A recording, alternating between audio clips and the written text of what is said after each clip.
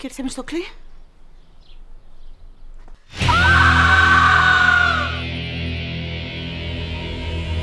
Εσύ το βρήκες? Ναι.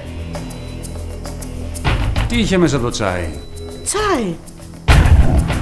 Υποπτεύεσαι κάποιον? Εντελώς.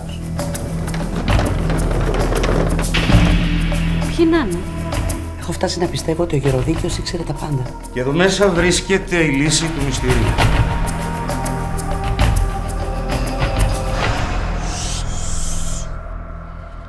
Παλιοκουφάλες.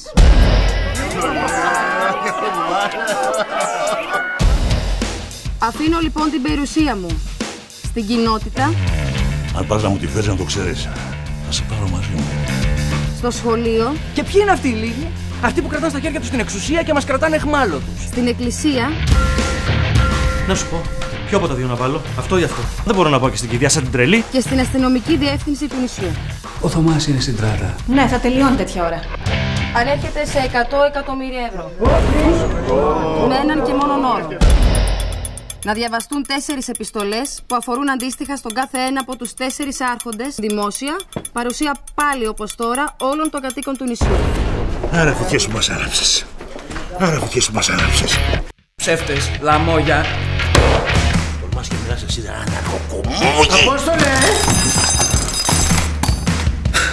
Τι ώρα είναι? Σκέφτεσαι να ανοίξεις. Δικός μου λογαριασμός, πότε θα αποφασίσω να ανοιχτεί η επιστολή? Πείτε μου τι παίζει και να μην τα πάρουμε.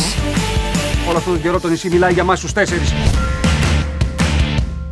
Μου θέλει να γίνει και ζωγράφος, να γίνω περίγελος του νησιού! Όχι ζωγράφος. Σχέδιο μόδας θα κάνω. Πες το για να ηρεμήσω. Το σηκώνει το ράσο ο Παπαλάμπρος.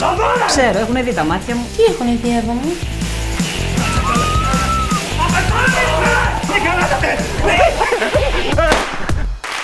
Μέσα! Αν οι δικαιούχοι διαχειριστές δεν δεχτούν τη δημόσια ανάγνωση των επιστολών, Θα χάσουμε 25 εκατομμύρια. 25!